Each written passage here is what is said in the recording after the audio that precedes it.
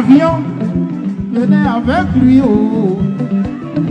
Ou bien, Koudou Laurent Gbagbo, il doit rentrer. Oh. Oui, il doit rentrer. Oh, oui, il doit rentrer. Et c'est de ça. Les amis, je vous affairai rapidement. Mais avant de vous affairer, c'était pour vous prévenir d'abord que demain 11 avril, tout le monde doit se retrouver, oui, à la maison privée de Monsieur le Président Laurent Gbagbo et Madame Simone Veil Gbagbo, 6 à la Riviera. Oui, Riviera Golf, non loin de la mosquée de la Riviera. Tout le monde connaît là-bas. D'accord? Donc, c'est ça. Donc, à partir de 9h, voilà, de 9h à 14h, c'est là-bas. Et c'est pas tout. Juste après ça, maintenant, à partir de 14h, tout le monde est prié, voilà, d'aller au stade d'Anono. Voilà, c'est-à-dire que tout continue là-bas. Et c'est pas fini. Après le stade d'Anono, pour ceux qui seront sur place, vous êtes invités maintenant à aller prier à l'église Notre-Dame de la Tendresse à 18h. C'est-à-dire, c'est juste à côté. C'est à 10 minutes à pied, voilà, du stade d'Anono en voiture. Là, mais c'est rapide. Vous pouvez fermer les yeux, vous arrivez là-bas. Voilà. Donc, le programme de demain, c'est un programme spécial retour du président Laurent Gbagbo, comme je dis là. Et ceux qui sont à Yopougon, comme vous ne pouvez pas rester longtemps, c'est-à-dire jusqu'à 18h, faire la messe, on vous demande de pouvoir faire la messe déjà à 8h30 à votre église. Il y a une église spéciale qu'on a choisie, pas moi, qui a été déjà choisie. Et oui, c'est la paroisse Saint-Jean-Baptiste de Yopougon. 8h30 à Saint-Jean-Baptiste de Yopougon. Donc, pour ceux qui sont à Yopougon, vous allez déjà commencer à prier d'abord avant d'arriver chez maman Simone et Yves Gbagbo et papa Gbagbo à la Riviera Golf. Et juste après ça, comme je dis, à partir de 14h au stade d'Anono, quand tout finit là-bas, on descend maintenant à l'église Notre-Dame de la Tendresse, qui est l'église catholique, qui est à la Riviera Golf également. D'accord? Donc, Anono, Riviera Golf, c'est pas loin, c'est juste quelques minutes. OK? Donc, il a fini l'annonce d'affaires de demain. Donc, n'oubliez pas. Il dit, papa, docteur, sois doux. Il est passé sur l'émission Vox Africa là. C'est chaud comme ça. Quand il dit c'est chaud, ça vient de tomber fraîchement comme ça dans la journée là. Il a expliqué. Voilà, on lui a demandé, mais président Gbagbo, il rentre quand? Et puis c'est qui il attend pour rentrer? Vous allez entendre les amis. Il dit que c'est greffe là. Le greffe là, c'est lui qui a dit à papa Gbagbo quand il peut rentrer. Le greffe là, c'est lui qui a discuté directement avec Dao. Et puis quand Dao va dire que ok, sécurité est prêt là. Maintenant c'est là maintenant, le greffe là va prévenir le président Laurent Gbagbo et puis ils vont rentrer. Donc si ça se dit, c'est comme si greffe là va venir aussi d'avion là-haut, les amis. Et on dit que les gens étaient dit que Dao est en train de chercher à négocier le président Gbagbo. Le président Gbagbo, vous avez entendu, il a dit qu'il ne veut pas. Bon, par rapport à ce qui a été relayé par Dr Assoadou, il a dit que lui, il ne négocie pas Jean Katimini de façon bizarre. Non, lui, il ne négocie pas. C'est Greffe, ce que Greffe a dit, c'est ça, lui, il suit. Donc, il attend. C'est quand Greffe va dire que tout est sécurisé maintenant qu'il peut rentrer. Oh, les amis. Non, papa Gbagbo, il est trop intelligent. Bon, il n'y a pas trop perdre votre temps. Je vous laisse, voilà, écouter Dr Assoadou et on se parle juste à la fin. À tout à l'heure, les amis. Bye bye. Que la CPI prenne des dispositions nécessaires. Et donc, quelles peuvent être ce genre de dispositions, si on peut le dire, sans que la ce sécurité, soit c'est quoi? C'est sécurité physique, sécurité de mouvement, sécurité d'un homme libre. Est-ce qu'il compte revenir au premier plan de la politique en Côte d'Ivoire? Non, ça c'est lui qui vous le dira. C'est lui qui décidera. Voilà. Mais ce que je peux vous dire, il veut jouer son rôle dans la réconciliation des Ivoiriens. C'est extrêmement important.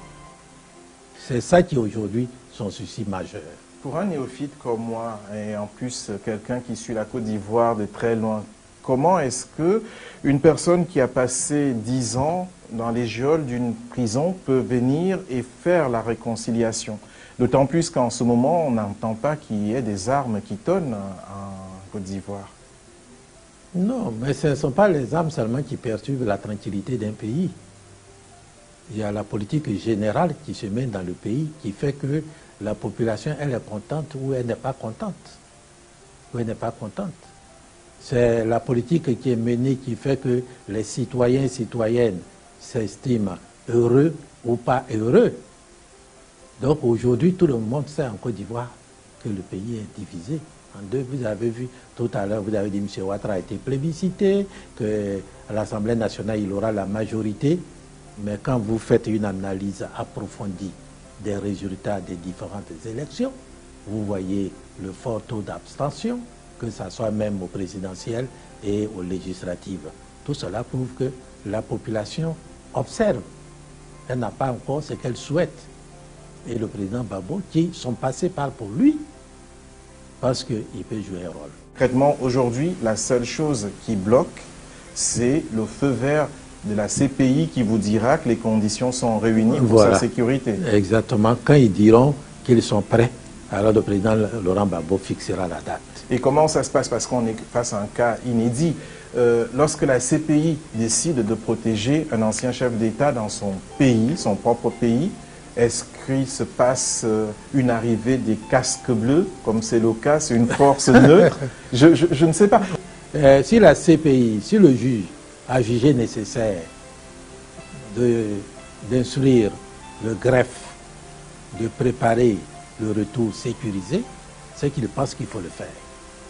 Donc, parce que vous craignez Non, mais parfois, réellement pour sa vie. Parfois, ils ont des informations que nous, autres simples citoyens, nous n'avons pas. Vous n'êtes pas simple citoyen. Ah si, je ne peux pas le croire. Je ne suis pas à la tête de l'État. Mais vous avez vos réseaux et vos canaux. Voilà. Donc, nous, en tant que partisans du président Laurent Gbagbo, nous nous préparons. Nous avons mis en place un comité national d'accueil du président. J'en ai discuté avec lui avant-hier et hier. Nous allons organiser tout cela et dès que la CPI sera prête, le gouvernement ivoirien sera informé, nous-mêmes nous irons vers eux pour dire bon, maintenant, voici la date que le président a donnée et que nous venons vous voir pour que son astre. Et entre le moment de ce feu vert et la préparation concrète sur le terrain, il vous faudra à peu près combien de temps? Il déterminera, mais nous sommes déjà en mouvement. Pour quelqu'un d'extérieur, vous venez de le dire tout à l'heure, il y a eu des victimes. On vient d'acquitter le président Laurent Gbagbo, ainsi que le ministre Blé Goudé. C'était eux qui étaient envoyés à la CPI comme responsables de ces victimes. De l'autre côté, le président Alassane Ouattara était à la présidence. Qu'est-ce qui va se passer maintenant? Est-ce qu'on oublie les victimes? Est-ce qu'il va y avoir une volonté vengeresse? Est-ce qu'on va creuser bien plus, malgré les conclusions du procureur? Comment ça va se passer? Merci beaucoup pour cette question. Et je répondrai en commençant par une citation du président Sékou Touré. Il disait que le mensonge s'élève et court plus vite que la vérité. Mais la vérité va lentement, finit toujours par rattraper le mensonge. C'est ce qui s'est passé à La Haye. La Haye, c'est le summum du mensonge. On amène Gbagbo, criminel, massacreur, violeur, tous les péchés d'Israël, on met sur sa tête. Un avocat, un juriste français disait, le minimum qu'il va avoir, c'est 50 ans. Il ne viendra plus dans ce pays.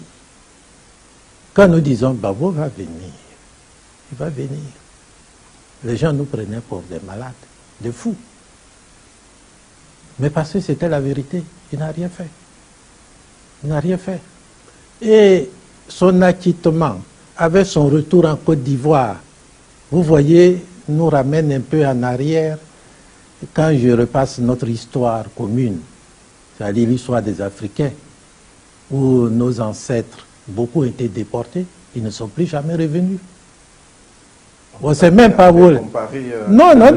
Ah non, c'est la même chose. Parce qu'il y a eu une accusation, et le procureur qu'on vient de voir a libéré, faute de preuves suffisantes. C'est en cela que nous disons que nous sommes heureux et que nous remercions tous les Africains qui ont cru à cela.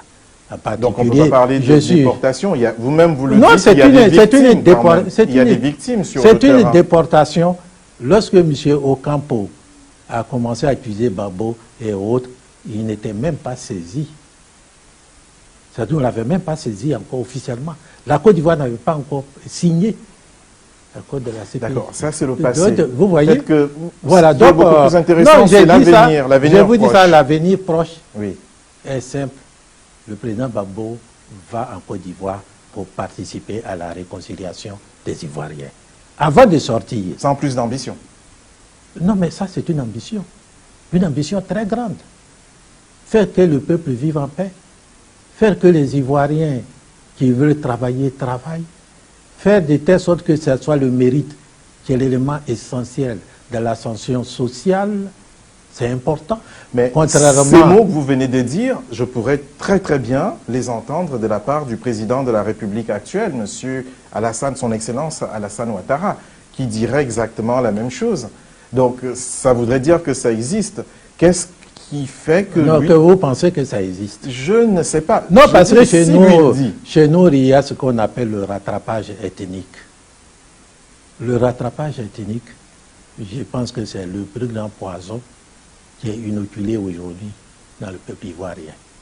C'est-à-dire vous ne progressez pas parce que vous êtes compétent, vous ne progressez pas parce que vous avez de la valeur pour telle ou telle chose, mais parce que vous êtes originaire de tel ou tel endroit. Donc ça veut dire qu'il va y avoir une rectification voilà, donc, alors, si je comprends bien. Non, il faut, c'est que l'accord que nous avons signé, nous les partisans du président Babou et le président Bédié et ses partisans, c'est arriver à mettre tous les Ivoiriens, je dis bien tous les Ivoiriens, c'est-à-dire M. Ouattara, M. Babo, M. Bédié et toute la société civile, toutes les organisations politiques et autres de la société civile, s'asseyent pour penser la Côte d'Ivoire de demain. Forme de Lina Marcoussis bis, alors. Non, Vous ne voulez plus parler de la France? Non, c'est un mauvais souvenir. Un mauvais souvenir. Il faut laisser ça. Par rapport au partage du pouvoir. Mais par contre, je veux quand même revenir, si entre vous me les le Ivoiriens eux-mêmes. Et nous savons comment on peut faire. Se pardonner. Se pardonner et comment avancer. est-ce qu'on peut donner crédit à ce tel accord, puisque, sauf erreur de ma part, dont je parle sous votre contrôle, il y a eu d'autres accords qui ont été signés durant la campagne présidentielle. Et on a vu que, par exemple, le président Konan Bédié, qui pourtant était dans votre camp, ben, se retrouve aujourd'hui main dans la main contre celui qui était votre adversaire commun, avec celui qui était votre adversaire commun. Mais pour comprendre cela, il faut se plonger dans la culture africaine. Sinon, on ne peut pas comprendre. Allez-y. Je pense que les téléspectateurs sont très intéressés de comprendre le président Bédié... C'est un abandon des troupes ou un ralliement du camp adverse. Non, le président Bédié est notre aîné à tous.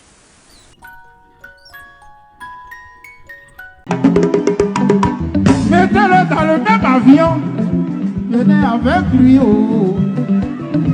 Ou bien, Koudou Laurent Gbagbo, il doit rentrer, oh.